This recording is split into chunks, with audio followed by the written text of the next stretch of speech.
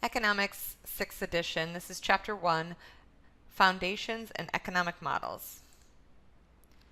So the chapter outline, we're going to cover the three key economic ideas, the economic problem that every society must solve, economic models, an overview of macro and micro, and a preview of important terms and topics. So this class is about people make choices as they try to attain their goals. Choices are necessary because we live in a world of scarcity. So this is a main concept in economics. Scarcity is a situation in which an unlimited wants exceed our limited available resources to fill those wants. And then economics is the study of choices people make to attain their goal, given the fact that there are scarce resources. Economists study these choices using economic models, which are simplified versions used to analyze real-world economic decisions. When I think about scarcity, there's lots of things, but I don't have enough money potentially to buy them, or natural resources are scarce, or human resources are scarce, and we'll get into more detail in this class. So some typical economic questions. We will learn how to answer questions like how are the prices of goods and services determined? How does pollution affect the economy, and how should government policy deal with these effects? Why do firms engage in international trade, and how do government policies affect international trade? We're not going too far into the international trade part, but we'll talk a little bit about it. And what does government control? Why does government control some prices of goods and services, and what are the effects on those controls? Some of the goods and services and controls and prices come in part 2. So let's talk about the three key economic ideas. So we interact in markets. A market is a group of buyers and sellers of a good and service, and the institution or arrangements by which they come together to trade. So a lot of people know the very first thing they think about as a market is, a stock market, right? But there's all kinds of different markets. It's just a group of sellers and buyers of a good or service, and the institution or arrangement by which they come together. In analyzing these markets, we generally assume these three things. 1, people are rational. 2, people respond to economic incentives. And 3, optimal decisions are made at the margin. Now, there is a whole separate section of economic study called behavioral economics and behavioral finance, and that talks to the idea of, well, in economics we assume that they are rational, but what if they are not? I will tell you from experience, lots of my clients act irrational with money. So I think we've proven over time this is not true. But in our economic models, we have to assume that people are rational. What does that mean? When we assume people are rational, that means that they are using all the available and given information to achieve their goals. So a consumer weighs the costs, the benefits of each action, and tries to make the best decision possible. Apple doesn't randomly choose the price of its smartwatches. It chooses price that it thinks will be the most profitable, right? So, do I price it higher? We get less consumers. What's the profit margin on that? Do I price it lower? We get more consumers. We sell more. And we'll talk about how supply and demand works like that with pricing. So the idea that people respond to economic incentives. As incentives change, so do the actions that people will take. Changes in several factors have resulted in an increase in obesity over the last couple decades, including in a decrease in price of fast food relative to healthful food, improved non-active entertainment options, increased availability of healthcare and insurance, protecting people from the consequences of their actions. So let's just think about this. One of the questions the book poses is, does health insurance create an incentive to be unhealthy, right? Or does it increase incentive to be obese? There's a lot of driving factors, right, in this, but people respond to incentives. I mean, Netflix and chill is a term, right? So there's a lot of entertainment options that have gone into this. The price of fast food, right, and health insurance. So these are all factors that weigh into this. And optimal decisions are made at the margin. While some decisions are an all or nothing, most decisions involve doing a little more or a little less. Should I watch an extra hour of TV or study instead? or go to the gym, right? Economists think about decisions like this in terms of marginal cost and benefit. In this book, marginal cost will be MC and marginal benefit will be MB. The additional cost or benefit associated with a small amount of extra of some action. This is comparing the benefit and the cost. So if I spend the hour on TV, what did I give up? Well, if I gave up on the studying, maybe I don't pass my test or all those things. So that's the marginal analysis. And we make the decision, we'll do something all the way until the benefit no longer outweighs the cost. Marginal benefit no longer outweighs the cost. So making the connection with health and health insurance and obesity. So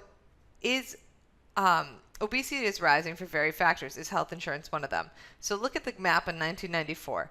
The percentage of adult population who was obese in 1994 was 10 to 14% in the white states that are outlined, and 15 to 19%. Now go to 2013. In some of these states that are dark red, it's over 35% of the adults. And then a bunch of states at 30 to 35, and then 25. And there's no state listed on there that is now in the 10 to 14 or even the 15 to 19. So is health insurance one of those reasons? So people with health insurance have less incentive to stay healthy. If you had to pay out of pocket every time you went to the doctor, I don't know if you have a high deductible plan, but it makes you think twice about your decisions. Maybe it would make you eat healthier. Maybe it wouldn't. Right? Assuming you weigh the cost and benefit and you do that analysis and you're like, well, this cheeseburger costs $2 and the salad costs $6, but if I eat the cheeseburger too many times, I'll have to pay thousands of dollars to go to the doctor, so the extra $4 for the salad seems like a good deal. But if there's no cost to going to the doctor, and I'm not sure everyone necessarily is weighing it in that way, but that's what we assume when you make decisions in economics. So people with health insurance have less incentive to stay healthy than people without health insurance. Holding constant factors like age, gender, income, research shows people with health insurance are more likely to be obese. They are responding to the economic incentive of the health insurance. In a world of scarcity, we have limited resources to satisfy our desires, so therefore we face trade-offs. Trade-offs, scarcity, are all tied together, right? If there was no scarcity, we wouldn't face a trade-off. We'd just have everything that we wanted and needed. But since there is scarcity, the idea is that because of scarcity, producing one more good or service means producing one less of another good or service.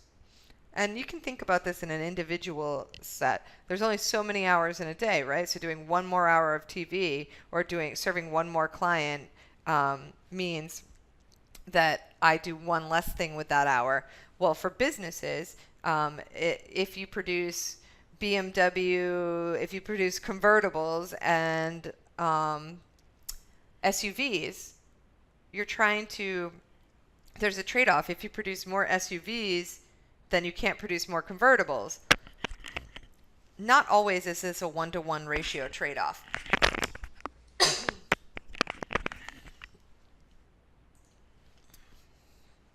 So what goods and services? So this is a question that society answers. What good or services will be produced? Right? Individuals and firms. In a market economy, individuals, firms, and sometimes in a mixed economy or in a centrally planned economy, governments must decide on the goods or services that should be produced. An increase in production of one good requires a reduction in the production of another good.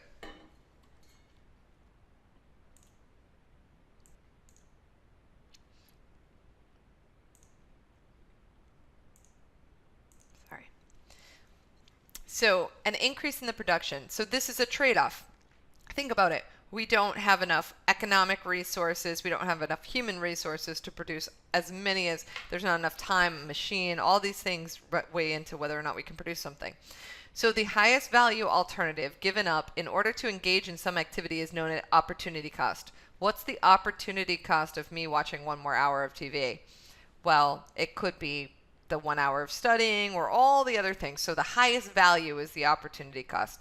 The opportunity cost of increased funding for space exploration might be giving up on the opportunity for funding cancer research. How will the goods be produced? A firm might have several different methods of producing its goods and service. A music producer can make a song sound good by hiring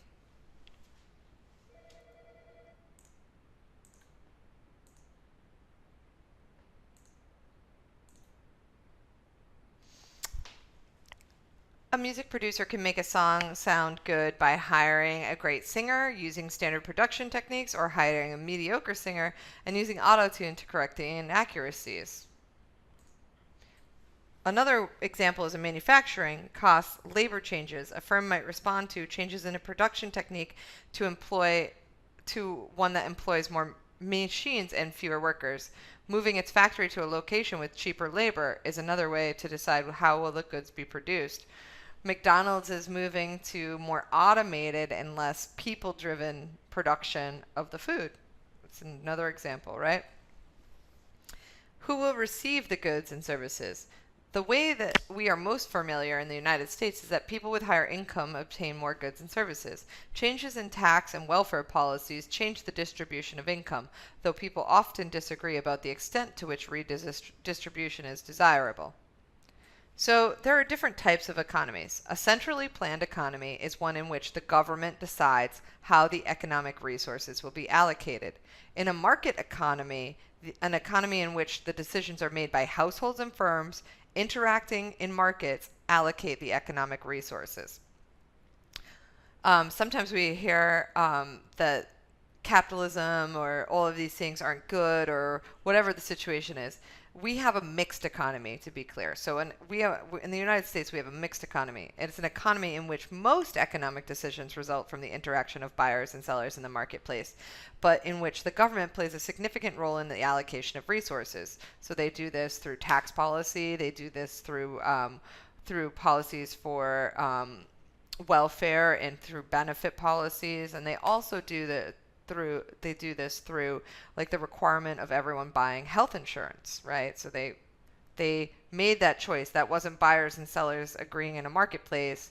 It was the buyers being told they had to buy health insurance or pay a penalty. So efficiencies of economies. Market economies tend to be more efficient than centrally planned economies. Market economies promote productive efficiency. This is where goods and services are produced at the lowest possible cost. This differs from allocative efficiency. This is where they're produced in accordance with consumer preferences. Just because I can produce typewriters, I have productive efficiency, lowest possible cost, doesn't mean that consumers prefer typewriters, right? So in particular, every good or service is produced up to the point in which the last unit provides a marginal benefit to society equal to the marginal cost of producing it. Productive efficiency comes about because of competition. So we find certain marketplaces to be skewed, especially an example I think about is Comcast pricing, right? Or internet pricing. We don't need to pick on Comcast, just internet and TV. Since it's a government mandated monopoly, there's not a lot of competition. One could say that Netflix is competition, but you can't get Netflix without the internet. So there's only one potential provider in some places on the internet. So this changes efficiency because there's no competition. Allocative efficiency arises due to voluntary exchange. A voluntary exchange is a situation that occurs in markets when both buyers and sellers of a product are made better off by the transaction. Each transaction that takes place improves the well-being of the buyer and the seller. Transactions continue until no further improvement can take place. If we think about this example, the idea of mandating the healthcare is so that healthy people can pay into the system to fund non-healthy people cost, right? And so you need enough healthy people. But do the healthy people, it's non-voluntary. So in a voluntary exchange, the healthy people might be opting out of this because they've determined that it's too costly and the benefit they get for health insurance doesn't outweigh the cost, right? caveats about market economies. So market economies may not result in full efficiency outcomes. An example, people might not immediately do the things in the most efficient way. Governments might interfere with market outcomes. Market outcomes might ignore the desires of people who are not involved in the transaction. Example, pollution, right? So we could create the best possible market outcome, but that doesn't mean we're doing it with, one of the factors is we do it by using things that pollute the environment. Well, that's not good for our all well-being, but it might be the most efficient market outcome at the moment, right? Economically efficient outcomes may not be the most desirable. Markets result in high inequality. Some people prefer equity. Equity is the fair distribution of economic benefits. Market economies and equity. Economically efficient outcomes are not necessarily desirable. Less efficient outcomes may be more fair and equitable. Equity refers to the fair distribution of economic benefits. An important trade-off for a government is between the efficiency and equity. An example, if we tax income, people might work less or open fewer businesses, but those tax receipts can fund programs to aid the poor. So, cost benefit, right? Economic models are developed to analyze real-world issues. So building an economic model follows the following steps. Decide on the assumptions to use in developing the model. Formulate a testable hypothesis. Use economic data to test that hypothesis. Revise the model if it fails to explain the economic data well, and retain the revised model to help answer similar economic questions in the future. So assumptions and simplifications. Every model needs them in order to be useful. Testability. Good models generate testable predictions, which can be verified or disproven using data. Economic variables is something that measurable that can have different values, such as income of doctors. So, sometimes we want to determine why less people are enrolling in medical school. Is it related to the income of the doctors after? Is it related to the cost of education? Is it related to less desirable work hours? What is the reason that they don't want to enroll in medical school? So positive and normative analysis. Economists try to mimic natural scientists by using the scientific method, which we just discussed. But economics is a social science. We're just studying the behavior of people is often tricky. So one of the things, like I said, is behavioral economics and behavioral finance. It's the study of the people, because in these we assume that people are rational, people respond to economic incentives, and that optimal decisions are made at the margin. But we know that sometimes people aren't rational. So we're analyzing human behavior. So we can perform positive analysis. Analysis is concerned with what is, or normative, concerned with what ought to be. Economists most often perform positive analysis. So should medical school be free? This is an example in the book. Forecasts indicate that there are a significant shortage of doctors, especially primary care physicians, by 2020. High cost of medical school may prevent some people from becoming doctors and lead people to pursue more lucrative specialties instead of primary care. Would more people become primary care physicians if medical school was free? And if so, would it be worth the cost? Economic models can find answers to positive aspects of this debate.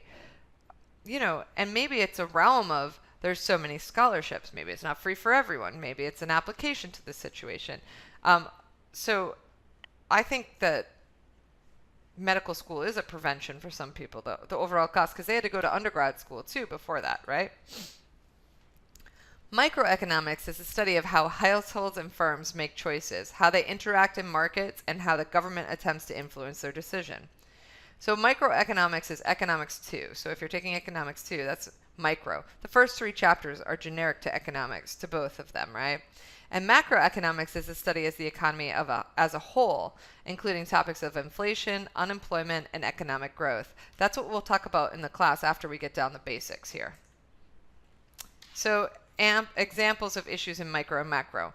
Examples of micro issues. How consumers react to changes in product prices, right? How do you react to the change in the product price of the iPhone X, right?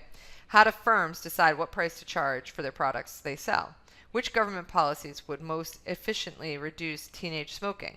What are the costs and benefits of approving the sale of a prescription drug? And what is the most efficient way to reduce air pollution? Macroeconomic issues are why economies experience periods of recession and increasing unemployment, why over the long run some economies have grown much faster than others, what determines the inflation rate, what determines the value of the US dollar, and whether or not government intervention can reduce the severity of recessions. These are all questions we'll talk about. Important terms that you want to know. So like all fields of studies, economics has jargon. Sometimes these terms will be used in different ways that differ even from the closely related disciplines. Technology is the process a firm uses to produce goods or services. Capital is manufactured goods that are used to produce other goods or services. Pay close attention to these definitions in class and the textbook. It's important. So we're going to stop our video here before the appendix of the graph.